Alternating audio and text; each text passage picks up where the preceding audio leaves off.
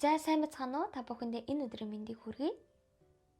Ингээд та бүхэндээ оройг улсам номыг ярьж өгөхөөр бэлтгэсэн байна. За ингээд номынхоо үйл явдал руу шууд орцгоё.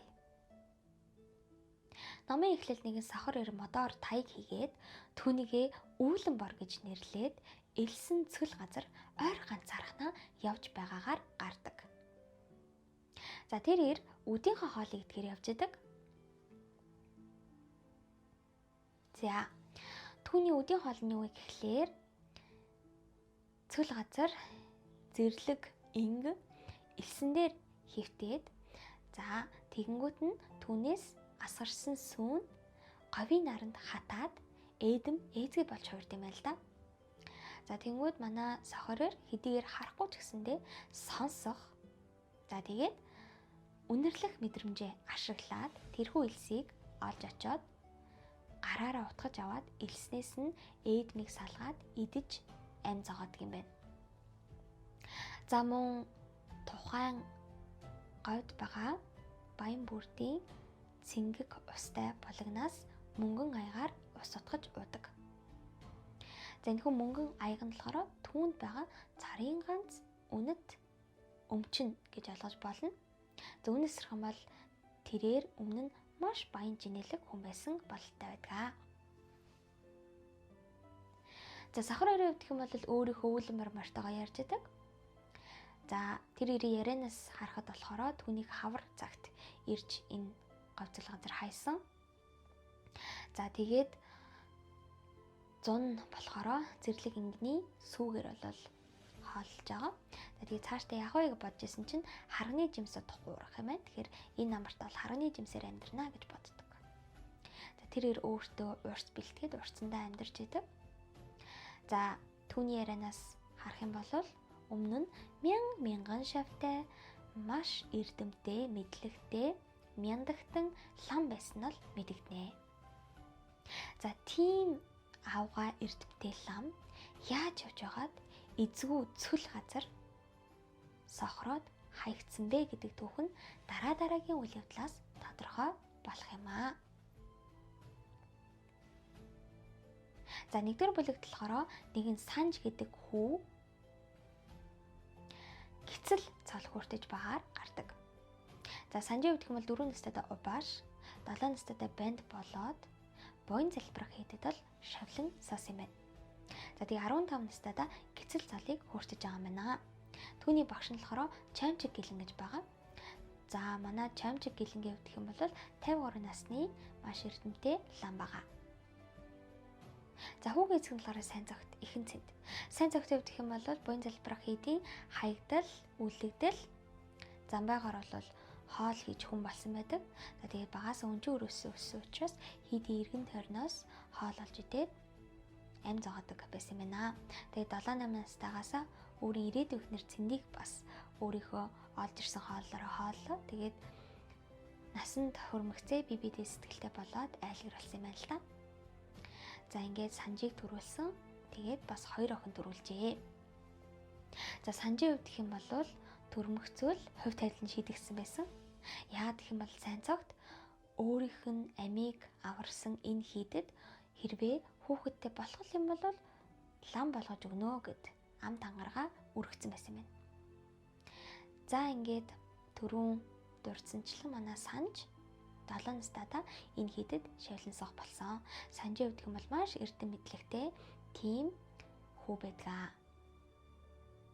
За манай санж болохоор багшигаа хамт төвдийн лагсдыг зарахаар болдог. За санжийн хувьд хэм бол 15 настайд гицэл цолыг хүртсэн. За тэгээ дээрэс нь төвд оронд шавлан сухаар явж байгаа юм байна. За чамч хувьд хэм бол шаваа хүргэж өгөх бас нэг өөр зорилготойгоор төвдийг бол зорж идэг. За ингээд манай хоёр явж агаад хідэн хүмүүстэй бол нэг гал болдог. За ер нь төвд рүү маш олон монгол мөргөлчд явдаг юм байл та. Тэгээ явхдаа нэг гал болж явахгүй болвол маш олон саад бэрхшээлтэй тулгардаг юм байна. За эдгээрийг дурдах юм бол тангад, дээрэмчид, татвар, татаас, газрын сүр, барта зэргийг бол хэлж болно. За ингээд хамтарч нэгдсэн нэг гал болсон хүмүүсийг нь дурдах юм бол отхон хархуу гэдэг ихнэр нөхөр байгаа. За манай хоёр яах гэж төвд явж байгаа вэ гэх юм бол үр хөвгтэй болохыг залбирч гуйх гэж төвдийг зарж байгаа юм байна. За дараагийнх нь хамт явж байгаа маань болохоор үлзий гэдэг хүн байгаа. Үлзий бол өвчтэй ир байгаа. Тэг өвчнөө ангаалахын тулд ер нь өвчнийхөө төлөө даатгаж залбирахын тулд төвд явж байгаа. За дараа нь болохоор бүх магна гэдэг шилийн сайр байгаа. За сайн ирээ өвдөх юм бол улаастай шорон сууж байгаа гарсан. Тэгсэн ирүүнээс молторохын тулд төвд рүү очиж байгаа юм байна. За бүх магнагийн өвдөх юм бол чамчиг гэлэнгийн холын сатан гэж гардаг. Маш хүчтэй. За ер нь бол тухайд Монгол мөргөлчөд сайн ирсийг өөртөө хамгаалагч болгож авч явах тохиолдол үйлбэг байт юм байна л да. За ингээ манай хэд Алшаа Яман гэдэг хотод ирнэ. За энэ хотод Монгол мөргөлчөд тус бүр 200 зоосын татвар төлөх ёстой байдаг юм байна. За энэ хот нь болохоор Өөлд иргэдийн суудаг хот юм байна. За тэгээд энэ хотод гуйлагч, дуучин, эмс гэл 9 жарын хүмүүс байдгийн байна. За мэдээ хот талаасаа байлгүй л яг уу. За тэгээд хамгийн гол нь Өөлд айлыг түшиглэж хонохгүй болвол дээрэмдүүлэх эрсдэлтэй байна. За ингээ манай чамчиг гэлэн болохоор төвдөд 7 жил шавилж сууж байсан учраас замаараа явахдаа хоноглдог нэг айлтай байдаг юм байна л да. Өөрөөр хэлбэл төвд рүү олон удаа ирж буцсан гэсэн үг шүү дээ. За ингээд тэр айл руугаа манай эдийг дагуул явна. Тэгээд тэр айлдаа очиж хоноглдог. Тэгээд тэр айлын зөвхөн харцаа л өгдөг. Тэгээд манай эдийг борцог харцаатай холж ицсэн болоод за тэгээд маргааш өглөө нь эртлэн басаад явнаа. За ингээд тэнгэр даваагаар давдаг. За тэнгэр даваагаар давж явах үед отхон хүүхний биеийн муудаад газрын сүр давтнаа. За тэнгүүд манай чамчиг гэлэн жичлүүр хутгаар ханаад за дээрэс нь хар арх цотгож өгөөд сэргээж өгнө. За одоо бид нар ярьдэн штэ. Өндөр газар гарах тусам толгой иргэд байдгаа гэд манай отхон яг тэгсэн юм байл та. За ингээд тэнгэр даваад Утаагүмбэн хотод ирнэ. За чамчиг ламын хувьд нэг л сайн байгаад байдаг.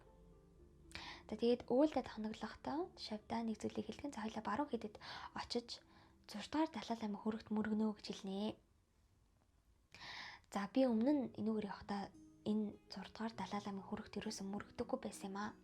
Яагаад гэх юм бол энэ Далай лам сахилаа зурчиж исэн гэж хэлдэг. Гэхдээ одоо бүтээр ингээ ялгаагүй болсон учраас би очиж мөргөнөө гэж хэлнэ. За шавн гайхаад та сахилаа зурчөөгүй штэ гэж гисэн чинь 6 дугаар Далай ламын түүхийг ярьж өгнө. За манай 6 дугаар Далай лам нэгэн бүсгүйтэй хайр сэтгэлийн холбоотой болоод тэр бүсгүй нь хүлхэнд болсон юм байна.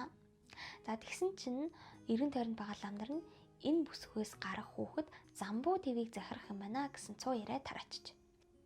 За тэнгүүд нь Бээжинд Манжин хааны санарт хүрээд хаан уурлаж хилгэнсэндээ болоод тэрхүү амраг бүсгүйг нь хөнөөгөөд 6 дугаар Далай ламыг Бээжинд авчрахыг зарлагданаа. За тэгээ энэ талаар сонсоод 6 дугаар Далай лам мэдээж Бээжинд явах замдаа Алшаа хотод ирээд за тэгсэн чинь нэг зарц нь өгчихсэн юм байна. Тэнгүүд өгсөн зарцтай өөрийнхөө хувцсыг өмсгөж явуулаад за өөрөө болохоро зүгтаацсан юм байна л да. За тэгээд төвд ороо цаашлаад энтхэг ороод тэгээ хэдэн жил суужгаад буцаад өөрийнх нь амьд орсон Алшаа хотод ирээд за маш олон хийдийг бариад за тэгжсэн чинь тэр Алшаа хотод байсан нэг Өөлд бүсгүй түүнийг таниад за тэгээд 6 дугаар Далай ламын баруун хэд нь бол түүний хүрэг залагдсан ийм түүхтэй байдаг юм байна. За ингээм ямар ч тач түрүүн хэлсэнчлэн тэнгэр даваагаар давсны дараагаар Утаагүмбэнд ирдгээ.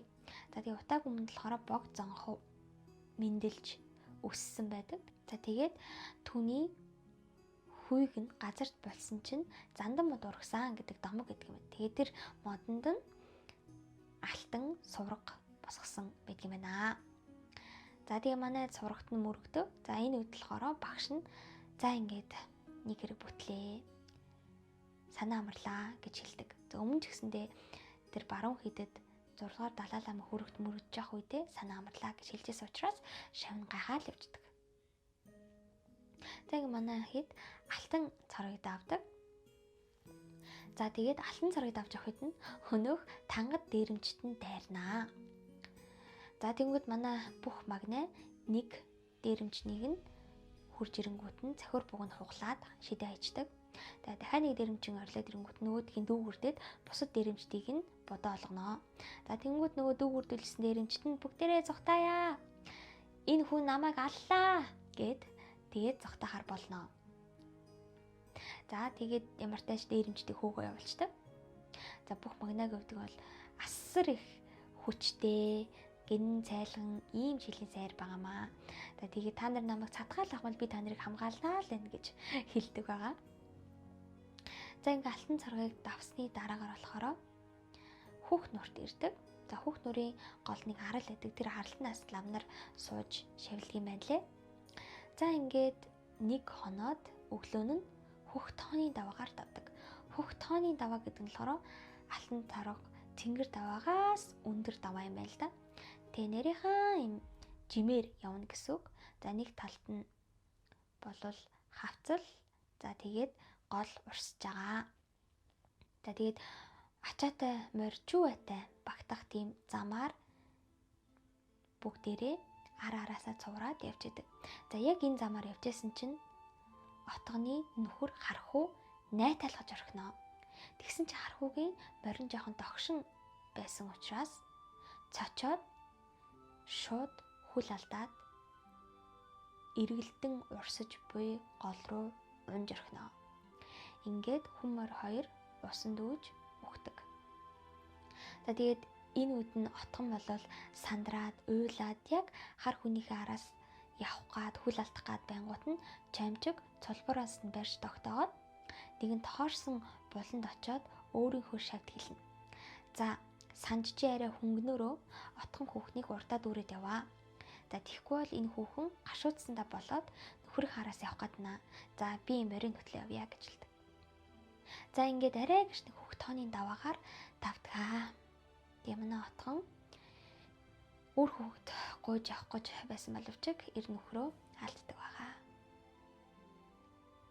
За хүүхд тооны даваагаар даваад жоохон явж агаад лагс сод руу орж ирнэ. За ер нь бол Хөхтооны даваа хүртэл манай хэд тэмээгээр явдаг. Тэгээд хөхтооны даваагаар тэмээ явах боломж учраас мороор явсан байдаг. За тэгэнгүүтээ лагс руу болохоор тэмээж оруулахгүй, морьч оруулдаг юм байна. За заавал хөхтооны даваагаар явахгүйгээр бурхан бодаа гэдэг даваагаараас давж олт юм байна. Тэр нь арай гайгүй юм байна л да. Гэхдээ тэнцэн дээрэмчний үүр байдаг. За тэр даваагаар давж ирсэн хүмүүс нь амьд голтой байдаг ч гэсэндээ баруун нүцгэн шахуу гарч ирдэг юм байна л да. Гээд манай гэлэн бурхан бодоо аарл авдаг гэж тэгсэн бол эдийн хохиролтой байхаас хүний хохирлгүй байх гэжээ гэж боддог. Гэхдээ ямар ч тач хотхон хүүхний хүссэн хүслийн биелүүлж далай ламд нь мөргүүлнэ гэж бол дотроо амлдаг байнамаа. За ингээд лагс руу тэмээ морь оруулдаггүй гэж хэлсэн штэ. Тэгээд оронд нь сарлаг унжирд юм байна. За тэгээд төвд панцчид хурж ирээд сарлаг болон морийг солилцож наймаа хийнэ. За тэгсэн чинь манай бүх магнаа би морио яасан ч зарахгүй бас дээр нь солилцохгүй гэтэнгүүт манай гэлэн танилын да морийн төр зүр байлахаар болдог. За тэгээ бүгд ямар сарлагтаа суугаад лагс руу орно. За ингээд лагс руу оронгууд хамгийн сонирхолтой нь сарлагуудыгаа хурдан явуулахын тулд дүүгүрдд юм байна. За тэгээ төвдүүд болохоор ингээд дүүгүртээ маш сайн гинэ. За тэгээд шууд дүүгүртээ сарлагынхаа эвэрлүү дүүгүрээ оруулаад за тэгээд сарлаг нь хурдан яваад дэвэржин гэсэн үг штэ. Тэгээд хот руугаа орцгоодог. За манай танил сайтай гэлэн маань нэгэн шавар сууцд болол орнохоор болдог. За тэгээд тэр шавар сууцтай болохоор бөөнөрөө хамт төр зур байхаар болно. Хоёр өрөө шавар тагцаадаг. Тэгээд манай гэлэн болохоор өөрийнхөө шавьд бол энэ тагцыг бол авч өгөхөөр ер нь шийдсэн байдаг юм байна. За тэгээд маргааш өглөө манай эд сэрээд сарлагын бахаар л хоолж идэг. За тэгээд цэрэнгүүтээ лагс хотоор аялах аяллаа эхэлнэ. За төвд бүсгүүчүүдийн талаар гарч ирнэ. За манай төвд бүсгүүчүүд яа тэгвэ гэх юм бол ийм мөнгөн бугуувч гартаа зүүдэг. Тэд нар бугуувч нь ингээд битүү бугуувч юм байна л да. Тэгээ гарт нь ингээд багтахгүй байхад л зүүгээд идэг айгуу сонирхолтой. Тэгээ отхон хүүхэн тэрийг гайгаал явж идэг. За тэгээ отхон хүүхэн тэрийг харангуйтаа асуудаг байхгүй. Эдгээр ингээ бугуучаа тайлж болдгоо мó. Гарт нь бараг багтахгүй штэ. Тэгээс битүү юм а гэдгсэн чинь төв охиныг 10 настайд нь битүү юм мөнгөн бугуувч зүүдэг гинэ. За мөнгө ч бас бичээж болох л замартаач битүү бугуувч зүүж өгдөг. А тэнгууд тэр бугуувч өрөөсө гаргаж тайлж болохгүй. Тэгээ том болох тусмаа тэр бугуувчинд багтах тусмаа тэр охин жаргалтаа сайхан дэрж гинэ гэж харагддаг юм байна. За тэгээс нүүрэндээ харцаагаар бодог болгож түрхээд харцааны ханд түрхээд явдаг юм байна. Зэрэг харцааны ханд түрхэж гарахгүй байх юм бол бас болдгоо гинэ. За тэгээд манай хэдийн хамгийн ихний оцсон газар нь Ихцүү байгаа. За Ихцүү болохоор Буддагийн хүрэг, за тэгээд Майдар, Жанрааса гэдэг одоо бурхтын хүрэг байдаг юм газар юм байна л да. Тэгээд бүгдээрээ Буддагийнхаа хүрэгт сүслээд за тэгээд тэр Ихцүүгаасаа гарах гад явж явах замдаа Балдан бүргийн өргөөгөөр л дайрдаг. Балдан бүрөө гэдэг нь одоо бурхны өрөө гэсэн үг. Тэгээд тэр өрөөнд явжсэн чинь ам цагаан хулганууд гүлчихдээ. Тэгээ отхон хүүхэн яана хулган байна гэдгсэн чинь чамчиг гэлэн зүгээрээ хэн хулганыг 10 мөнгөөр зардаг гэж аахгүй. Тэгээ яагаад зард юм бэ гэсэн чинь энэ бол одоо ариун хулган. За тэгээ энэ хулганыг авах юм бол одоо ариусгагдана гэж үздэг. Тийм учраас энэ Балдан бүрүү өргөөнд байгаа энэ хулганыг худалдаж авдаг юм байна. За тэгсэн чинь нөгөө өвчтөе үлзий гэдэг юм байна шүү дээ. Тэр хүн тэгвэл би энэ хулгайг худалдаж авъя гэхэд тэгээ мөнгө өгөөд тэгсэн чинь худалдаж байгаа бэнд нь өрөөсө хулган гаргаж ирээд үлзигийн гарн дээр тавиад за ингээм мартаж манай үлзий нэг хулган худалдаад авчихсан. Бүр Буддагийн хүрэгт мөрөгчгсөн сэтгэл санаа үнэн өөдрөг явж идэг. Удахгүй дэрнэ л гэж бодоод байгаа. За тэгээд манай хэд явжсэн чинь Далай ламд мөрөх цаг боллоо гэж хэлдэг. За Далай ламд мөргөл үлдэхдээ үргэл барьц өргөнөө. За энэ нь яадаг гэх юм бол хадгаар үргэл өргөх юм бол Далай ламын эдсийг хүртэнэ. За мөн Далай ламын үлээс нь зангааг хүртдэг. За хэрвээ 5 лангийн үргэл өргөх юм бол дээрх хоёр зүйлийг хүртгэхээс гадна өөрийнхөө эд зэлс одоо сувраг, судар, мандал зэрэг зүйлсээр Далай ламын эдсийг авч болно. За тэгээд тэрийгэ насан туршдаа нэмдэгнэ гэсэн үг шүү дээ. За тэгээд хэрвээ 8 лангийн үргэл өргөх юм бол дээрх бүх зүйлсийг хүртгэхээс гадна Далай ламын хажууд эдээ будаа хүртдэг юм байна. За манай хэд болохоор бүгдээрээ 8 лангийн үргэл өргөсөн учраас их дэдгэр явж идэг. За тэгээд чамч гэлэн бодохдоо цаг балыг л үргэжцэнгүүдээ гэдэг. За цаг бал гэдэг нь хамгийн өндөр хэмжээтэй үргэл гэсэн үг. За энэ нь 20 мянган ламд эдээ будааны үргэл өргөнө гэсэн үг байхгүй юу? Тэгэхээр маш баян хүн л тийм үргэлийг өргөнө гэсэн үг. За ингээ манай хэд Далай ламын ордонд орж ирнэ. За тэр ордон болохоор Будаалин гэдэг ордон байгаа. За ордны түүхийг жохон ярьж өгье. За Будаалин ордон болохоор 7-р зуунаас барьж эхлээд 17-р зуунд буюу 5-р Далай ламын үед бүрэн дуусах ёстой байсан байна. За тэгсэн чинь 5-р Далай лам эрт нас барчиж. За тэгэнгүүт Далай ламыг нас барсныг нуугаад түүний шавнар нь үйл ажиллагааг нь явуулдаг болжээ. Тэгээ 16 жил нуусан гэж байгаа. Манжин хаанд ч мэдэгдэхгүй, эргэн тойрныхоо хүмүүс ч мэдэгдэхгүй нуусан байна. За тэгээ 16 жилийн дараа энэ Будаалин хэдийг бүрэн барьж дууссан юм байна. 13 давхар тэрхийд голоор 13 давхар, захаараа 9 давхар юм байна. За тэгээ уулан дээр байрладаг. За тэгээд хийд гэхээс л ордон гэж ойлгож болно. За тэгээд 999 өрөөтэй юм гинэ. Их л авга том ордын юм байна. За 5 дугаар Далай ламаас өмнөх Далай лам буюу 4 дугаар Далай лам Яндан жамц болохоор Монгол хүн байсан байдаг. За мөн 5 дугаар Далай лам болохоор Монгол Гүүш хааны тусламжтайгаар Лхасотыг эзлээд за тэгээд өөрөө шашны хэргийг бүрэн мэдлэлд аваад за Гүүш хаан болохоор төрийн хэргийг мэдчихсэн бас түүхийг өгүүлсэн байдаг. За Гүүш хаан болохоор 3 үеэрээ төвдөд хаанчилсан юм хаан байдаг. За тэгээд 100 гаруй хаант улс дайрч ирэх үеэр бол хаанчлан дууссан байдаг. Тэгэхээр Монгол хаантай байсан гэсэн үг. Төвдүүд Монгол хаантай байсан түүхийг бас энэ номонд дурдж өгсөн байдаг. За ингээд буцаад одоогийн үйл явдал руу эргэж ирье. За манай хэд болохоор Далай ламынхаа ордонд орчихсон сүгдөө сууж идэг. За тэнгүүд уг нь бол ингээд Далай ламын ордонд орж ирэнгүүт орж ирсэн хүмүүсийн торлогддог гинэ. За тэгснийхэн дараа Далай ламд уулзалт юм байл та. Гэхдээ яг гадны мөргөлждөг болохоор тэр зан үлээс нь чөлөөлт юм байна. За ингээд Далай лам бүгдээрэнд нь адис өртөө бас авчирсан эд зөөлсөн ч гэсэн адис өртөө нэ. Ингээд домтой цай барьсан үрж ирээд бүх одоо мөргөлждөд балга цай айгалждаг. Тэгээ бүгдээрээ сууж байгаад 3 удаа намжилж залбираа цайгаа унаа. Далай ламдаас балга цай ээж өгнө. За үүний дараагаар Далай лам сайн авч ирсэн үү гэж асууна. За тэгвэл бүгдээрээ мэгсгийнэ. За хариулж болохгүй зүгээр л мэгсгэх ёстой. За тэнгууд тусал цай бас ээж өгнө. Тэг бүгдээрээ асуунаа. За энэний дараагаар бүгдээрэнд нь будаа дүүртэл нь хийж өгдөг. За тэгээ будаага идэхгээ байжсэн чинь бэрээ барьсан баахан живгнүүд гэж хэлсэн гарч ирэнгүүтээ бүгдийг нь хөөдгөө. Мөргөлийн цаг дууслаа бүгдээрээ гарцгаа гэж хэлээ.